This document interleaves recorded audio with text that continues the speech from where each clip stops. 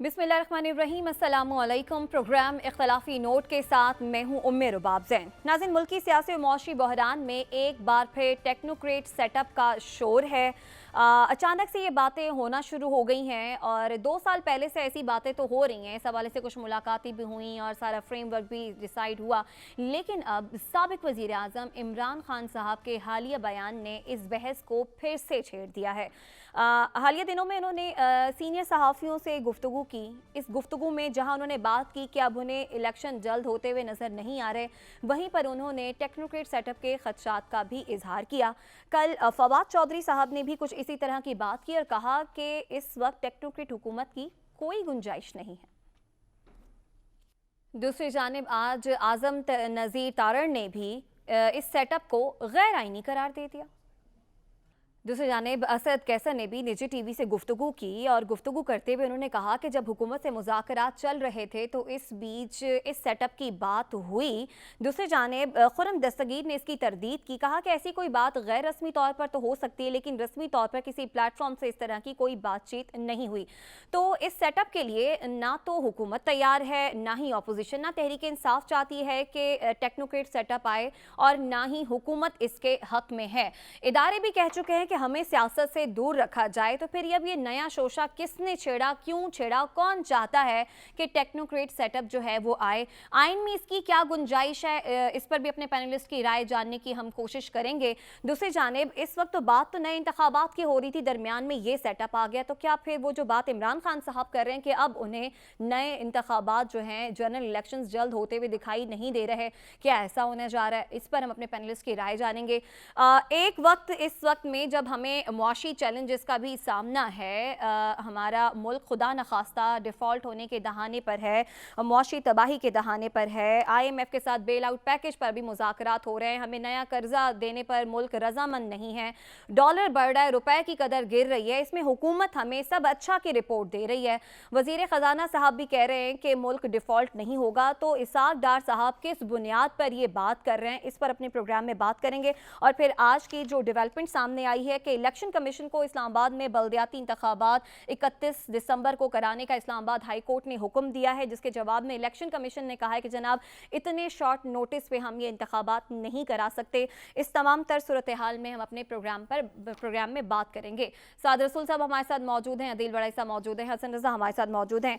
साद रसूल साहब, आपके जानिब सबसे पहले आएंगे। एक जानिब तो इस्लामाबाद हाई कोर्ट का आज का हुक्म और इलेक्शन कमीशन ने कहा कि जनाब इतने शॉर्ट नोटिस पे हम इंतखाबात जो है वो नहीं करा सकते। दूसरा, इस सेटअप की जो बात हो रही है, टेक्नोक्रेट सेटअप की बात कर रहे हैं सभी, लेकिन हुकूमत भी नहीं चाहती कि ऐसा हो, ऑपोजिशन भी ऐसा नहीं चाहती ऐसा हो। कौन चाहता है और आइन में इसकी क्या कोई गुंजाइश भी बनती है? सच्ची बात पूछे तो मुझे लगता है कि हसन रजा साहब के अलावा शायद कोई नहीं चाहते। अच्छा। तो मैं ये नहीं कह सकता कि कौन चाहता है या किस किस तरीके से बात हो रही है, क्योंकि जिस तरह आपने अपने इंट्रोडक्शन के अंदर कहा कि ना हुकूमत ये बात चाहती है, ना बज़ाहिरन लगता है कि हुकूमत ये बात नहीं चाहती। ऑपोजिशन तो सर्टेनली ये बात नहीं चाहती, क्योंकि वो तो इलेक्शंस करवा के तो हुकूमत में आना चाहते हैं, प्रॉपर हुकूमत में आना चाहते हैं।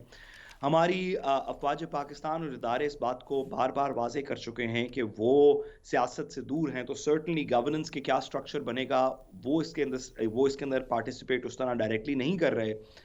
तो अगर इसको बयानात से थोड़ा-सा दूर हट के देखा जाए, तो मेरा ख़्याल है कि जो टेक्नोक्रेटिक गवर्नमेंट की अगर किसी के अंदर भी इस वक़्त कोई भी एंटिटी अगर इन तमाम लोगों में से कोई टेक्नोक्रेटिक गवर्नमेंट के लिए राज़ी हो जाएगी, हम्म।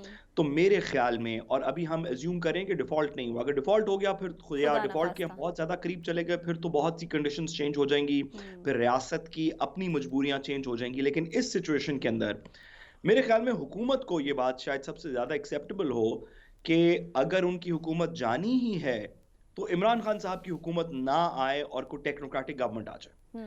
इस बात का तो हुकूमत को अब आहिस्ता-आहिस्ता इदराक हो गया है, और अगर नहीं हुआ तो मेरा ख़्याल है कि जो कम से कम समझदार लोग इस हुकूमत के अंदर मौजूद हैं, उनको इस बात का इदराक है हम्म। कि ये रियासत इस तरह नहीं चल रही, इकॉनमी इस तरह नहीं चल रही, लोग इनकी बात नहीं मान रहे, जी। अवाम इमरान खान साहब के साथ है।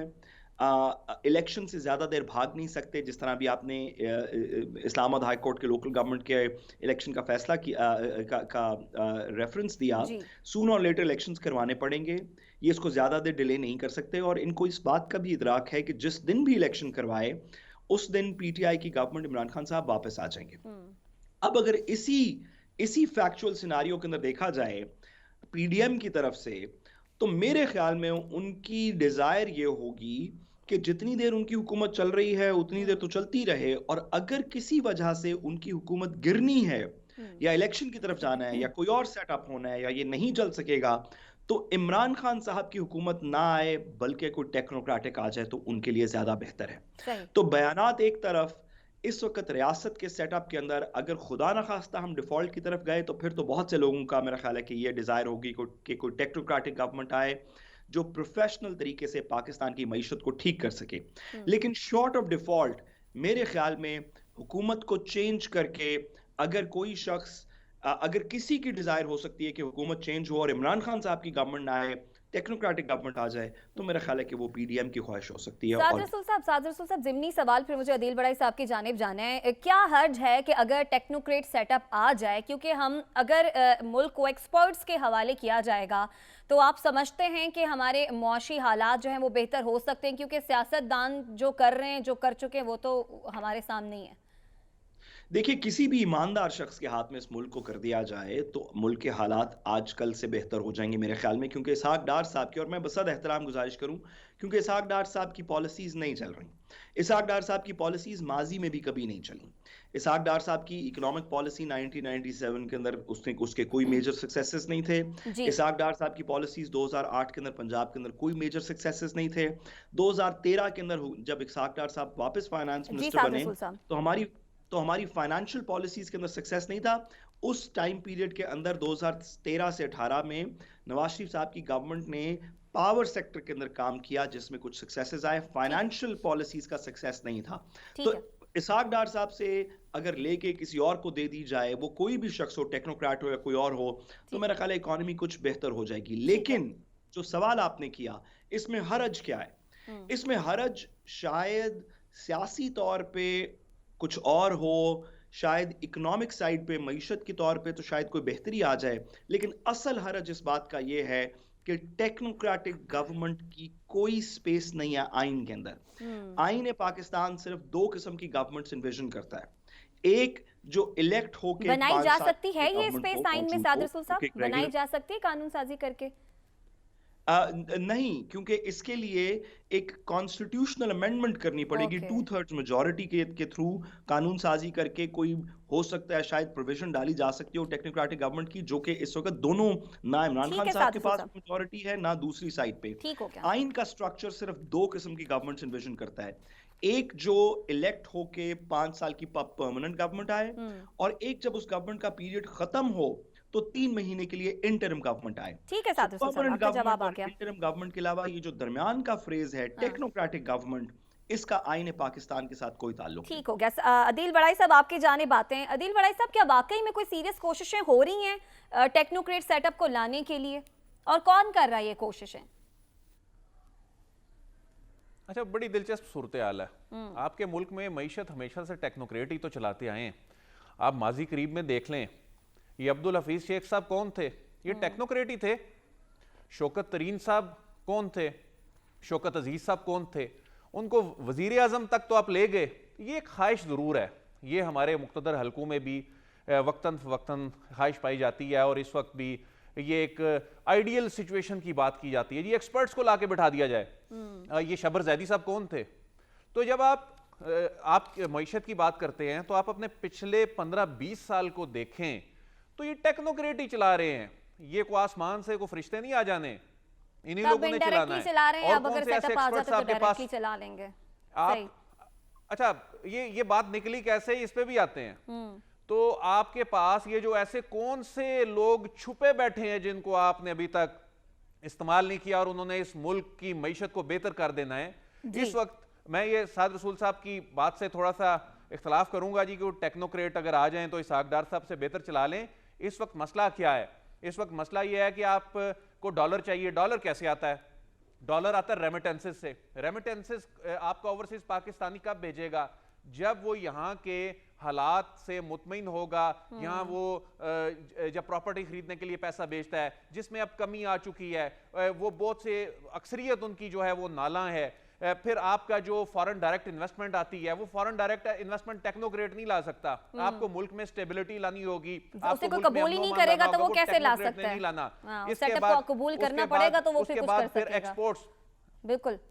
हाँ, उसके बाद फिर आपकी एक्सपोर्ट्स हैं। टेक्नोक्रेट ने आके यहाँ पर आपकी एक्सपोर्ट्स नहीं बढ़ानी, उसके लिए आपको एनवायरनमेंट पैदा करना पड़ेगा, उसके लिए आपको जो सस्ती बिजली देनी पड़ेगी, आपकी इंडस्ट्री चलेगी, उसके बाद आपकी एक्सपोर्ट्स बढ़ेंगी तो डॉलर आएगा। टेक्नोक्रेट ने ना पहले कुछ किया है ना अब कुछ करना है, उसके लिए आपके सियासतदानों तब वो आते थे किसी सियासी जमात की छतर छाया में। अदील वड़ाई साहब, अगर उन्हें अब आके डायरेक्टली मौका मिलता है तो मेरा नहीं ख्याल कि कोई भी आके जो है ना वो ऐसा कोई काम करेगा। सभी ईमानदारी से और अच्छे फैसले करने की कोशिश करेंगे अपना नाम बनाने के लिए। नहीं, बिल्कुल ऐसा नहीं है। वो ब्रीफ केस पकड़ के आते हैं और उसी तरह चले जाते हैं। बाहर की नेशनैलिटी होती है, उनको वजीर आजम तक तो आपने बना दिया, शौकत अजीज साहब को आपने वजीर आजम तक तो बना दिया। ऐसा नहीं है बिल्कुल कि वो किसी सियासी जमात की छतरी तले आते हैं।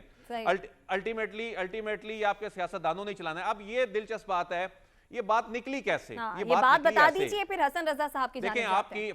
देखिए, आपकी नेशनल सिक्योरिटी में जो इस वक्त सबसे अहम जो इस वक्त जुज़ है वो जाहिर है मुआशी सिक्योरिटी, और आज भी कौमी सलामती कमेटी में इस पे बहुत ज्यादा बात हुई।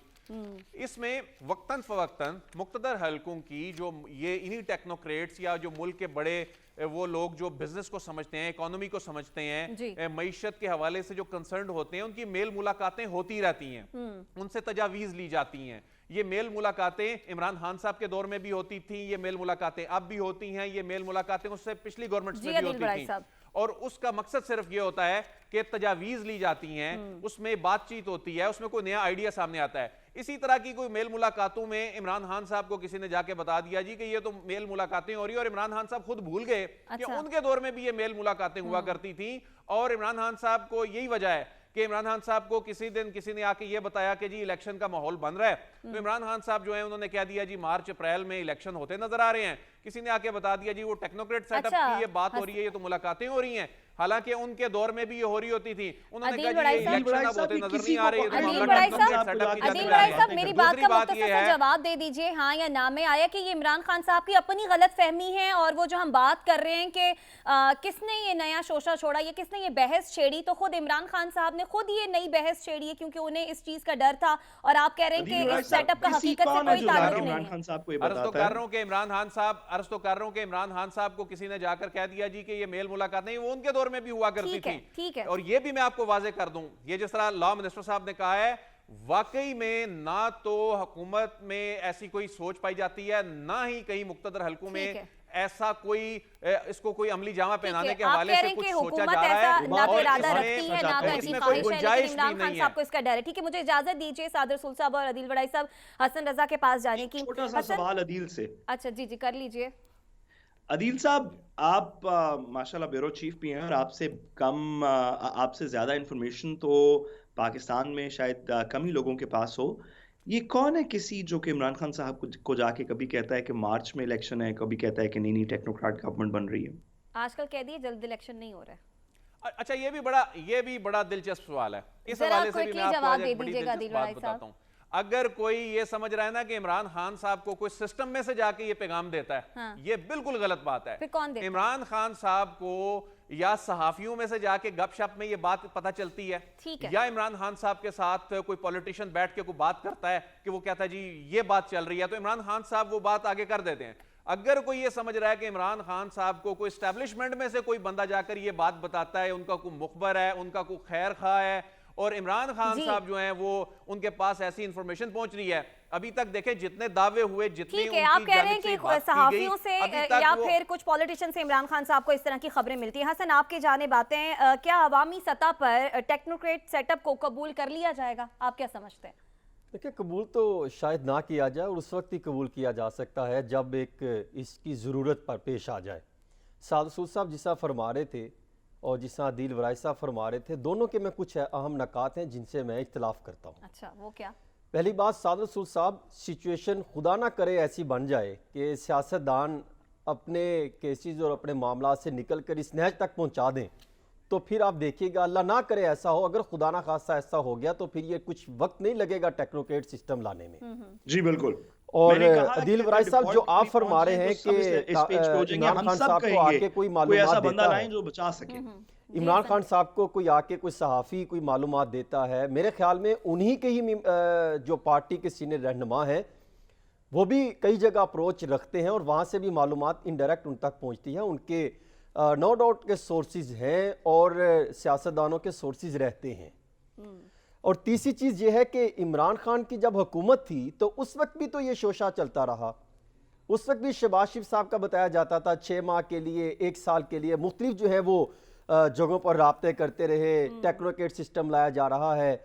फिर जब शाहिद खकान अब्बासी साहब थे, मुझे याद है 1 नवंबर 2017 को उन्होंने कुछ सहाफ़ियों को बुलाया था, उस टाइम मैं भी मौजूद था, तो उस वक्त भी हमने एक ये शोशा जो है वो सामने आया था। हमने पूछा कि टेक्नोक्रेट सिस्टम का कहाँ पे दोबारा ये मामला चल निकला, तो उन्होंने उस वक्त ये कहा था कि हम इससे इख्तलाफ करते हैं। अच्छा, वो हुकूमत में तो थे लेकिन वो इख्तलाफ कर रहे थे, और साथ ही जैसे वो जो मुलाकात खत्म हुई तो साथ ही पता चला कि टेक्नोक्रेट सिस्टम के हवाले से ही जो है वो मीटिंग चल रही है, और अब भी यही सिस्टम चलता चला आ रहा है। मेरे ख्याल में हमें ये वक्त ज़ाया करने के बजाय, ये सियासतदानों को इन चीज़ों करने के बजाय हमें जो है वो मैच्योरिटी का जो है वो रास्ता दिखाना चाहिए, वो सबक सीखना चाहिए तारीख से, और हमें जो नज़र आनी चाहिए इनमें कि हम वो ये वाकई मुल्क से जो है वो प्यार करते हैं, मोहब्बत रखते हैं। जो चीज़ चल रही है वो ये नहीं था कि टेक्नोक्रेट सिस्टम लाया जाए, बुनियादी तौर पर 5 रुकनी एक ग्रुप जो है वो तश्कील देना चाहते हैं कुछ ऐसी जगह पर कि ताकि उनकी रहनुमाई हो और वो फिर हुकूमत को तजावीज़ दी जाए।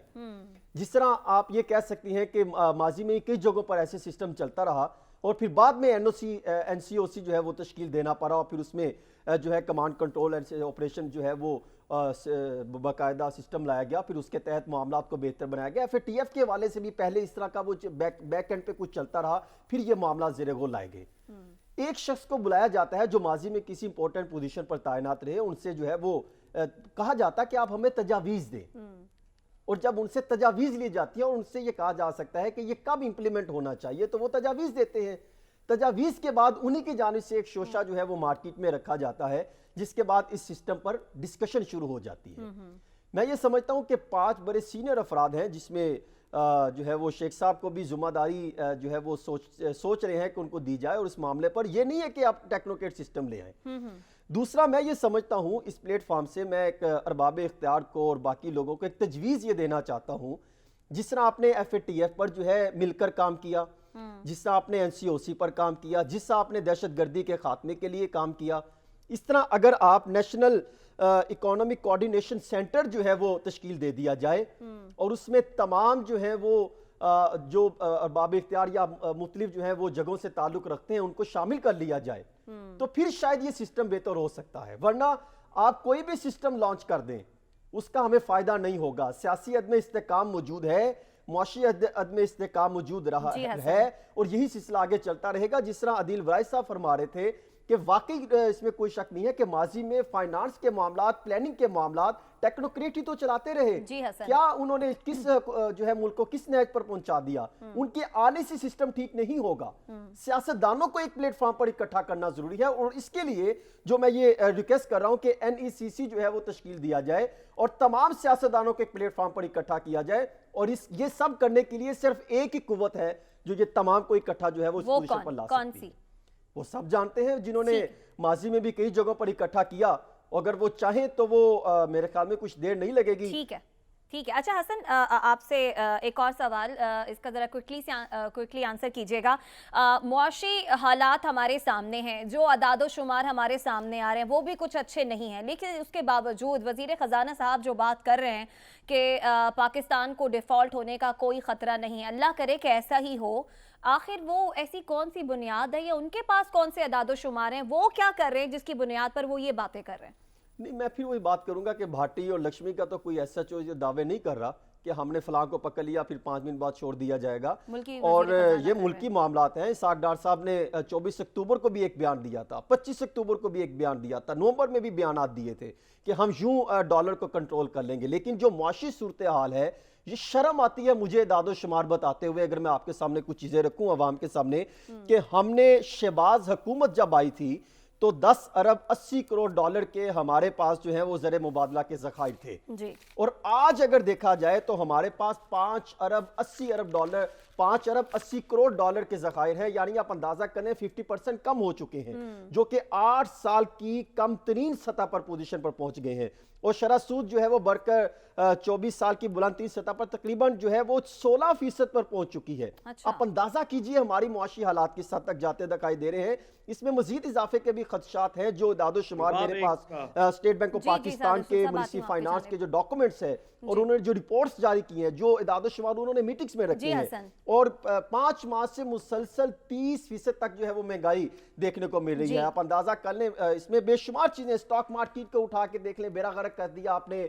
आप इसके साथ तरसीलात ज़र देख लें, आप गैर मुल्की सरमायाकारी देख लें कि 25% ठीक तक है हमारी हसन। सिस्टम कम हो गई। हमारी जो बड़े पैदावारी मैं भी शोबे हैं वो कमेंट बंद होना करना शुरू चाहूंगा हो ठीक है, कि ठीक वो है। दावा हसन कर रहे हसन हैं। जी के वो क्यों आप कर लोग रहे हैं? जरा क्विकली इस पे कमेंट कर दें। साद रसूल साहब आप कुछ कहना चाह रहे हैं, उसके बाद अदील बड़ाई साहब आप बात कर सकते हैं। जी, मैं सिर्फ एक बुनियादी सी बात करना चाह रहा हूँ। जी। देखिए, हम ये बात थोड़ी सी पहले भी कर चुके हैं कि आइंस्टाइन से एक दफ़ा पूछा गया कि बेवकूफ़ी की डेफिनेशन क्या है, स्टुपिडिटी की डेफिनेशन क्या है। जी। तो उसने कहा कि इसकी बेवकूफ़ी की डेफिनेशन है to keep trying the same thing again and again and expect a different result. ठीक है। यानी कि आप वही बात बार बार करते रहें और सोचें कि इस दफ़ा नतीजा कोई मुख्तलिफ सही। निकलेगा। आपको लग रहा है हुकूमत यही कर रही भाई, है? मैं एक जुमला कह सकूं, इसहाक डार साहब के बयानात पे हम क्या तबसरा करें, हम क्या बात करें कि इसहाक डार साहब क्या बात करें, अल्लाह करे उनकी बातें ठीक हों। इसहाक डार साहब तो वो हैं जो बयान हल्फी दे के मुकर चुके हैं। ठीक है साद और रसूल साहब। सियासी बयानात तो एक तरफ, वो अदालत में बयान हल्फी दे के मुकर चुके हैं, तो आपका ख्याल है कि जो उनकी कल की प्रेस कॉन्फ्रेंस होगी वो सच्ची होगी? ठीक है, तो आप उन पर एतबार नहीं कर रहे। ठीक है, अदील बड़ाई साहब आप क्या कहना चाह रहे हैं? जी, इसहाक डार साहब जो ये क्लेम कर रहे हैं ना कि मुल्क डिफ़ॉल्ट नहीं करेगा, मेरी हुकूमत के बहुत से लोगों से इस पर बात हुई कि आखिर आपके पास ऐसा कौन सा कोई आपके पास जादू की छड़ी है कि रिजर्व जो हैं इतने गिर गए हैं कि कमर्शियल बैंकों के रिजर्व जो हैं वो इस वक्त ज़्यादा हैं और स्टेट बैंक के जो हैं वो अब उससे कम हो गए हैं। जी। खुदा न खास्ता एक महीने से भी काफ़ी कम जो है हमारे पास इंपोर्ट्स के जो अदायगियों के रिजर्व्स रह गए हैं। तो जो पूरा मॉडल है मौजूदा हुकूमत के पास, वो मॉडल है कि उधार मांग के, यानी 2-3 महीने गुजारने के लिए आप 3 अरब डॉलर कोई सऊदी अरब से ले लें, फिर 3 अरब डॉलर जो हैं उसके बाद कोई चाइना से या कोई रोल ओवर जी, अदील बड़ाई साहब। करवा लें। तो इसके अलावा आपके पास कोई मॉडल नहीं है और सिर्फ अगले 5-6 महीने गुजारने का इनके पास प्लान है कि वो भी अदील बड़ाई दोस्त साहब, आखिर में ममालिक हमने से भीख कर्जा ही ले मांगी लिया है ना। जाए। और अब दोस्त तो दुनिया ममालिक हमें से कर्ज मांगने के देने लिए के लिए मेरे भी पास तैयार मसला नजर ये नहीं है आ कि रही। ठीक गुज़िश्ता है। एक हफ्ते में कतर, सऊदी अरब, ऐसा चाइना में राब्ते किए गए हैं। उन्होंने इनकार ठीक कर है, दिया कि ठीक पहले आप IMF के मामला क्लियर करें। अदील जाते जाते ऐसे कौन से राब्ते किए गए बता दीजिए, फिर ब्रेक के जाने पड़ते। इनके पास सिर्फ एक हल है और वो इसके क्या? अलावा कोई ऑप्शन नहीं है। IMF के प्रोग्राम से अब नहीं निकल सकते और IMF जो कह रहा है वो इनको करना पड़ेगा। आने वाले दिनों में आप टैक्सेस देखेंगे, आने वाले ठीक दिनों है, में इनके पास आवाम हल की जेब यही से है कि मजीद पैसा IMF जो निकलवाया कहेगा जाएगा वो मानना और पड़ेगा। इसके साथ ही ब्रेक की जाने बढ़े, वापस आएंगे, मजीद बात करेंगे, हमारे साथ रहिएगा।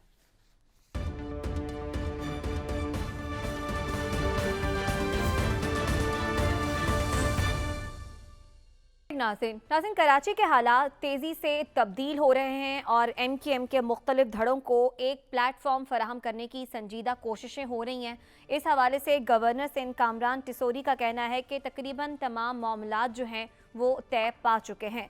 साद रसूल साहब आपकी जानिब आएंगे। कामरान टिसोरी साहब कह रहे हैं कि सब तय पा गए, बस एक रस्मी ऐलान होना बाकी है, जबकि जमात इस्लामी जो है वो इसे जरदारी टिसोरी डॉक्ट्राइन और भत्ताखोरी को रिवाइज करने की कोशिश करार दे रही है। आप समझते हैं कि इसके पीछे साबिक सदर आसिफ अली जरदारी का हाथ हो सकता है? जैसे पंजाब में उन्होंने अपना किरदार अदा किया, ऐसे ही वो कराची में कर रहे हैं, और ये जो जोड़ हो रहा है ये किसको तोड़ने के लिए वहां पे बनाया जा रहा है?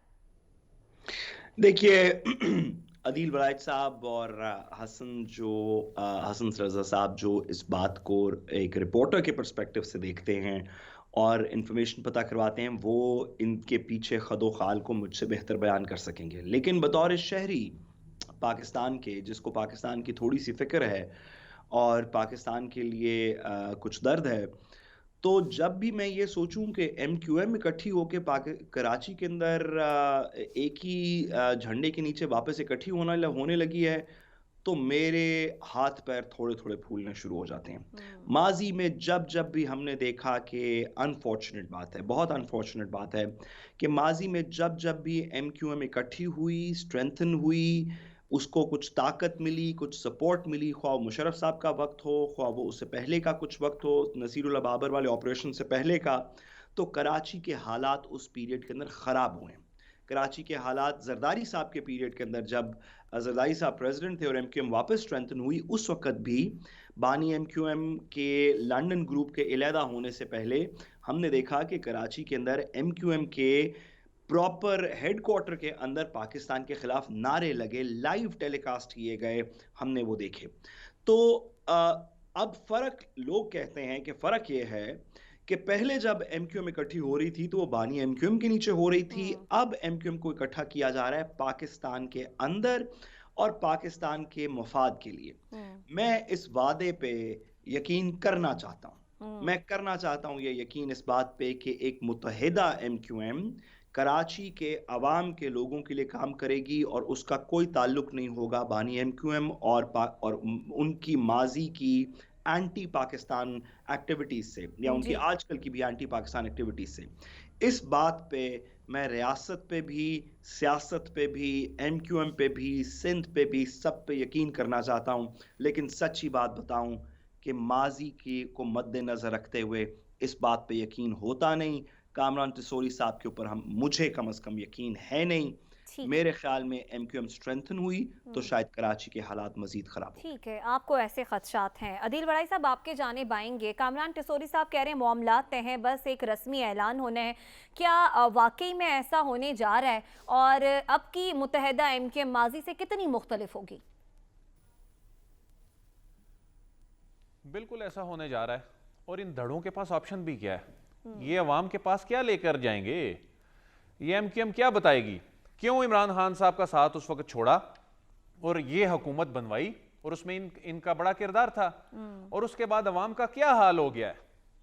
वहां कराची में, ये खास तौर पे मुल्क भर में अर्बन एरिया का जो मिडिल क्लास जो वोटर है वो बहुत ज्यादा गुस्से में है। उनके पास किस तरह से इन्होंने जाना है? वैसे ही हाल कोई नहीं है। ये इकट्ठे होके भी चले जाएं, कोई हाल नहीं है, कुछ नहीं बनना। पाकिस्तान तहरीक इंसाफ को अगर डाउन प्ले करने के लिए, पाकिस्तान तहरीक इंसाफ को नीचे लाने के लिए ये अगर इकट्ठ किया जा रहा है, मैं नहीं समझता कि ये बहुत बड़ी कोई मौसर हिकमत अमली होगी। उसकी रीजन ये है कि लोग इतने पिस चुके हैं और मौजूदा हुकूमत में ये जो हाल हुआ है उसकी जिम्मेदार वो तमाम इत्तेहादी भी हैं जो उस वक्त उस हुकूमत के साथ थे और उन्होंने लोगों को कहा जी कि हम आपकी भलाई के लिए, ये नई हुकूमत बनवाने के लिए वहां पर जा रहे हैं। वो मामला तो कुछ और हो गया। लोग अब देख रहे हैं कि ये मामला बेसिकली अवाम का मामला नहीं था। ये मामला जो था वो इमरान खान की हुकूमत खत्म करने के लिए, ये इत्तेहादी जो दूसरे पलड़े में जब इन्होंने वोट डाला तो इनकी हुकूमत बनी, उसमें एमक्यूएम का बहुत बड़ा किरदार था। एमक्यूएम के पास भी कोई ऑप्शन नहीं और दूसरे जो दड़े हैं वो एक एक सीट नहीं निकाल सकते। वो इकट्ठे होंगे, नए सब्ज बाग उनको भी दिखाएंगे, वो फिर अवाम को नए सब्ज बाग दिखाएंगे। तो इकट्ठे होके अवाम को आप कह रहे हैं सब्ज बाग दिखाएंगे, वोटर कबूल कर लेगा अदील? कराची का वोटर इस इत्तेहाद को कबूल कर लेगा? मुझे तो नहीं लगता। अच्छा। कैसे कबूल करेगा? कैसे कबूल करेगा? इत्तेहाद बनाने की तो जरूरत इसलिए पेश आ रही है कि वो जो हुकूमत में बैठी हुई जमातें वहां को रिप्रेजेंट कर रही हैं वो डिलीवर नहीं कर पाई, चूंकि उनको पता है अवाम में नहीं जा सकेंगे। उनको भी सूट करता है, बाकी छोटे छोटे जो धड़े हैं उनके पास भी क्या है? अगर उस इत्तेहाद का पीडीएम से भी इत्तेहाद हो जाए तो क्या कराची में इमरान खान साहब को हरा सकेंगे आज की तारीख में?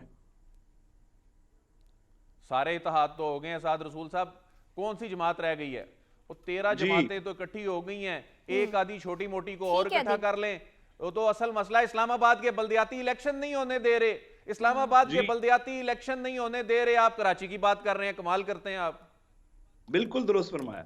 ठीक है, आपके जानिब आते हैं हसन। हसन, तहरीक इंसाफ को इसमें साजिश की बू आ रही है, कौन कर रहा है ये साजिश? फिर जमात इस्लामी, जरदारी साहब का इसमें उन्हें किरदार नजर आ रहा है?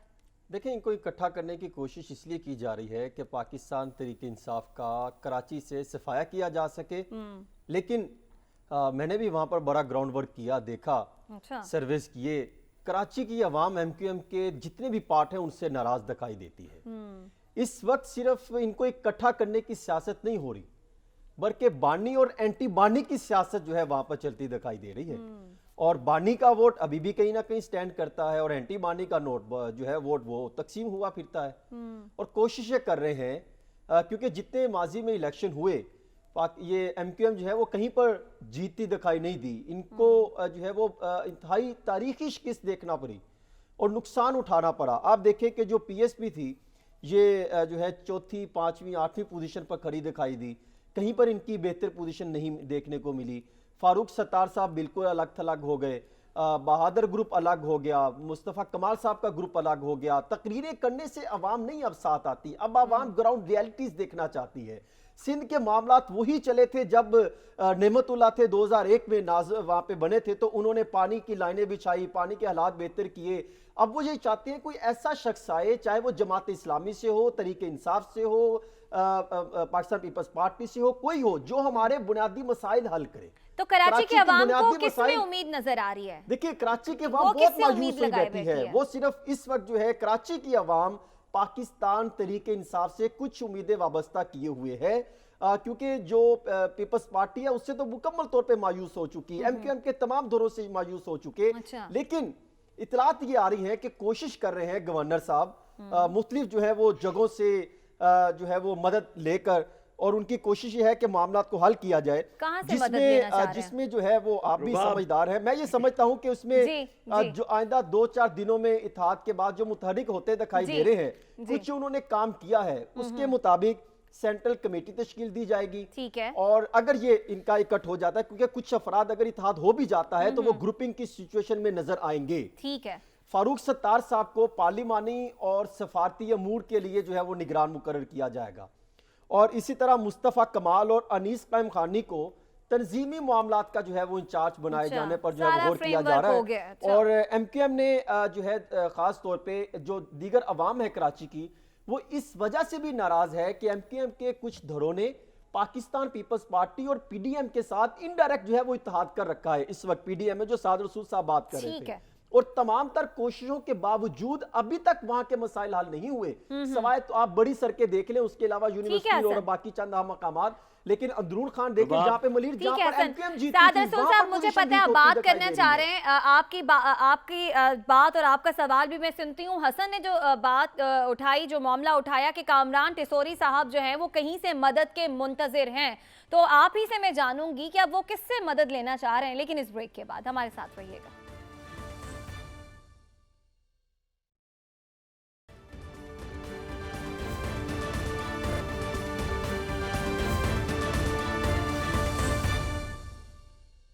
वेलकम बैक नाज़रीन। साद रसूल साहब, आपकी जाने बातें वही सवाल लेकर जो हसन ने बात की कि कामरान टिसोरी साहब कहीं से मदद के मुंतजिर हैं, कहां से मदद चाहिए अब उन्हें इस इत्तेहाद के लिए?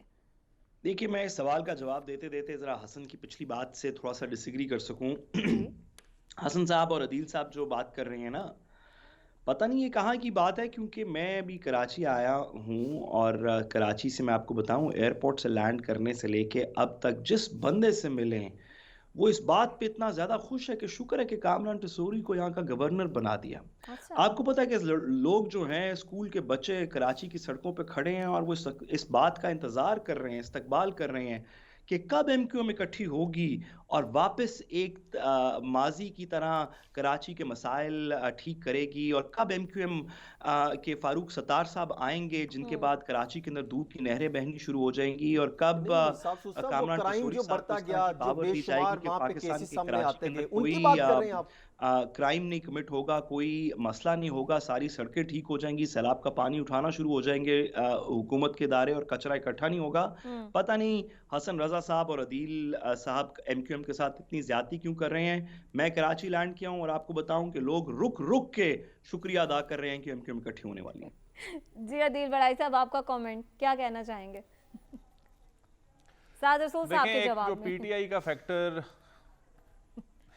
साद रसूल साहब ने जिस अंदाज में बात की है, इतने खूबसूरत अंदाज से इस मामले के ऊपर एनालिसिस जो उन्होंने कर दिया, मेरा ख्याल है उसके बाद गुंजाइश नहीं बनती। देखें जी, अवाम का तो ये वाकई कंसर्न नहीं है इस वक्त कि MQM के ये धड़े इकट्ठे हो रहे हैं। जो मिडिल क्लास तबके के साथ सलूक हुआ है पिछले चंद महीनों के अंदर, वो तो उन्हें तो सब कुछ भूल गया है। वो तो सर्वाइवल की जंग लड़ रहे हैं। वो तो इस वक्त उनके लिए तो एक ही उम्मीद है, हालांकि मैं समझता हूँ कि जो उम्मीद उन्होंने लगाई हुई है, हल उनके पास भी कोई नहीं है जो जिस नहज पे मामलात पहुंच गए हैं, लेकिन लोग फिर भी एक उम्मीद लगाए बैठे हैं और वो पाकिस्तान तहरीक इंसाफ की जानिब देख रहे हैं। पाकिस्तान तहरीक इंसाफ का फिनोमिना जो है वो इस वक्त वो जादू सर चढ़कर बोल रहा है और उसको बेसिकली शिकस्त देने के लिए ये तमाम धड़े इकट्ठे हो रहे हैं। मुझे कोई नजर नहीं आ रहा कि ये मॉडल जो है इस मर्तबा चलेगा। ठीक है, आपको ये मॉडल जो है वो चलता हुआ और कामयाब होता हुआ नजर नहीं आ रहा। हसन रजा के मुताबिक भी ये जो इत्तेहाद है इसीलिए हो रहा है कि तहरीक इंसाफ को टफ टाइम दिया जाए, लेकिन ऐसा ये मुत्तहदा इत्तेहाद नहीं कर सकेगा। इसके साथ ही प्रोग्राम से इजाजत दीजिए, आपसे कल मुलाकात होगी अल्लाह ने के बाद।